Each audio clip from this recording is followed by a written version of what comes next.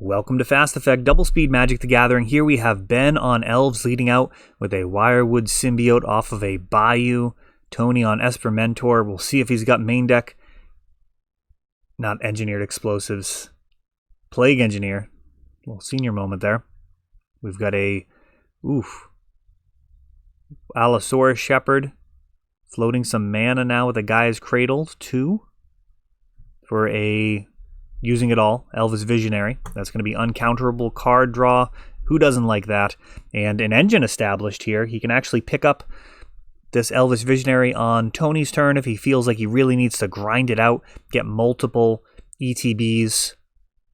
And Swords to Plowshares takes out Wirewood Symbiote, and he opts not to return the ELVES Visionary. Kind of keeping that mana advantage. It is 2 mana to cast, and it does power up the Cradle, so we'll see what the rest of his hand plays out like. Baleful Strix, kind of the worst in this type of matchup. Natural Order, real fast. Which is not what you'd expect. I mean, this is only going to be... Oh, and it's not Craterhoof. Interesting. That's Archon of Valor's reach. I guess naming instance? I mean, that'll stop counter spells and additional Swords to Plowshares. But Tony probably isn't dead to that. I mean, he may have, depending on his build, he might have Terminus. He could have, what else could he have? Teferi to bounce it. That would actually be really bad. Jace to bounce it, of course. Yeah, there's all sorts of ways to potentially deal with this creature. I don't think it's that big. I think it's like a 5/5 or a 6/6? See if I can pull that up. Heritage Druid. And this Gaia's Cradle. Almost enough to allow Allosaurus Shepherd to give everybody a ride on a dinosaur, make them all 5/5s. But there's 2 blockers in the way, possibly more if a sorcery can be played.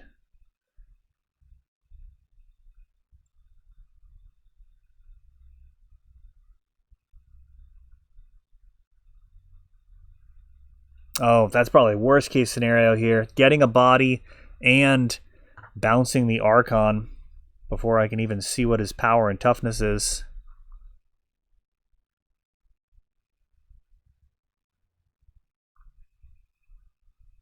(5/6). It's a 5/6 on Archon of Valor's reach. And onboard trick. That's spicy. So Monastery Mentor swinging, offering up a trade as he's a 3/3, and you'd be happy to kill, 3 1/1s.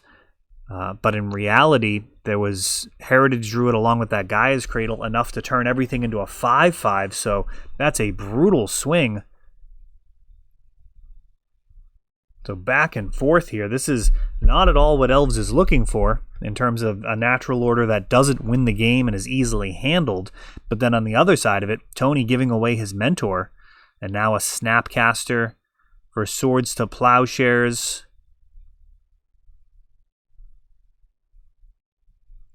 Ben, I believe, making everything a 5/5 in response to gain a bunch of extra life, but that is not what you want to be using that 6 mana ability for.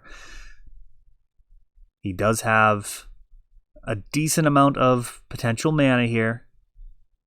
6 in total without the elves. Another elf could make something like a Craterhoof castable, and we see Glimpse Craterhoof and that Archon. And as I suspected, Craterhoof stuck in his hand, probably why he took the line that he did. Ideally, you don't want to be in a situation where you're putting out something like Archon of Valor's Reach in this type of matchup. There's just so many different lines of attack. After Archon landing, there was Monastery Mentor and Teferi. I mean, both of those hugely impactful. It's not like you're playing against Storm and you can just name sorcery and make it so they can't kill you. And the Snapcasters have allowed for shredding of Ben's hand along with discard, and now Force of Will is going to stop that Archon from re-landing the 5/6 body. Ineffective now in the graveyard, and just Craterhoof left. Oh, before I can even start counting the mana, it looks like Heritage Druid is down, and this is going to be real tough to get this Craterhoof. Oh, it was bounced by Teferi. Okay, so Tony playing super aggressively with Teferi, getting the card draw and the bounce. Trying to make sure that this Craterhoof not able to show up and really ruin things.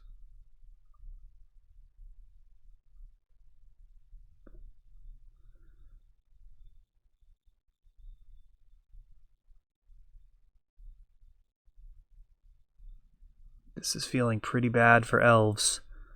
Lingering Souls. Haven't seen that one in a while. Promo version. Getting some Ghastlies. Alright, I like it. And Teferi coming down. Bouncing Heritage Druid again. Might not be as impactful as Tony might think. I mean, you're definitely doing that in this situation. But for those... Yeah, Tony just taking that game down. It is important to remember that Nettle Sentinel has an activated ability on it that doesn't require tapping it. So you can use that ability the turn it comes out, of course. And your other creatures that are committed to the battlefield this turn can be used immediately for Heritage Druid as well. It's not like a Llanowar Elf or a Deathrite Shaman. It really allows the deck to have some explosive lines, as it doesn't matter that the creatures being tapped are affected by Summoning Sickness, as Summoning Sickness doesn't affect that ability. So Ben's going to be on the play. We'll see if he can resolve a fast natural order or something along those lines and force a game 3. The longer this goes, probably the worse it will be for him. Elves, for the most part, has some discard, but it's not really the type of deck that you want to be going, turn 6, 7, 8 and trying to have a war of attrition with your opponent. You want to be able to have some tools to handle it if your opponent does, for example, do a board wipe that you can actually find a way back into the game. But in general, your best bet is, it's not even close. Your primary plan is to win before something like a board wipe can even come online, which in Legacy can be tough. We do have Terminus at 1 mana, so that is kind of impossible to win before that. Yeah, Elves can, in theory, win on turn 2. It's tough, but it is actually possible. It's a pretty impressive turn when it happens, involving Nettle Sentinels and Heritage Druids. Those Nettle Sentinels on tap every time that you cast a green spell, and I think it was probably meant to be like a quasi-vigilance. I don't know if they really fully understood how well that was going to work with both Birchlore Ranger and Nettle Sentinel. Inquisition of Kozilek, unable to snag this natural order. Ben left with a few other cards in hand. The Allosaurus Shepherd stripped out of his hand, one of the few ways to really deal with that card. And now Quirion Ranger going to ensure that Nettle Sentinel able to do tons of untapping. End step, we're going to see a Wooded Foothills, likely grab a Dryad Arbor. That's your typical go-to with your fetches if it's on your opponent's turn. You want that extra body, and you're not using mana during their end step or anything. And Ben has assembled 4 points of damage a turn in a bit of a train wreck game. And Natural Order gets stuffed by a Force of Will. Man, that Allosaurus Shepherd would feel a lot better on the battlefield as compared to this Nettle Sentinel when you're getting your key spells countered. But it looks like a Swords to Plowshares would have actually not... How do you say that? The Swords to Plowshares would have allowed the Force of Will to work anyways. It would have just felt even worse. So the way that sequence would have went if Allosaurus Shepherd was on board, Ben would have played his Natural Order. Tony would be able to Swords to Plowshares, removing the Allosaurus Shepherd, and then go ahead and force, which would just end in the same exact place. Now we got a couple of Quirion Rangers. Now just one, as Swords to Plowshares along with Monastery Mentor starting to tighten the noose here, as Tony's already up a game, and this game going terribly for Ben.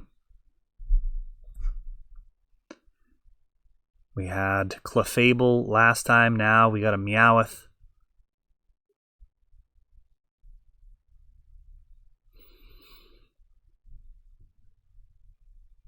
and everything turning sideways. Ben taking the damage. Tony can actually do that somewhat fearlessly. It's not exactly like Ben is going to want to try and throw anything in front of these guys when a Swords to Plowshares could potentially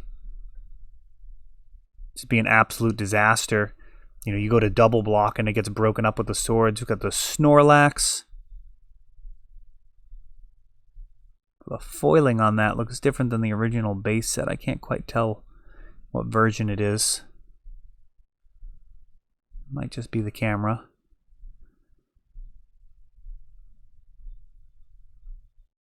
Baleful Strix along with the Sumo Cat. Tony's got a varied board indeed. And the let me know what this blue card is. It works out really well when you have a human and a non-human. I'm sure somebody can let us know. It's funny, the monks from Monastery Mentor actually qualify you for that, as they are not humans. So if you have a engineered plague engineer type effect, doesn't actually do great work versus Monastery Mentors, monks, and the Monastery Mentor. You are able to get rid of the monks, which is nice, but they still have their mentor. So if they answer your effect later, they still have the ability to quickly rebuild and win the game. It's kind of a weird interaction. Even just getting beaten down for 2 or 3 or 4 a turn is potentially good enough in a real train wreck of a game. As Tony takes that one down against Elves. That is all for this one, but don't worry, there is a lot more. You can check out our older videos, and we're always putting out new videos from ELD's Time Vault Games in Bellingham, Massachusetts. If you want to help the channel, of course, you can like, subscribe, share, tap that notification bell so you can know the next time our new videos come out. Thanks for watching.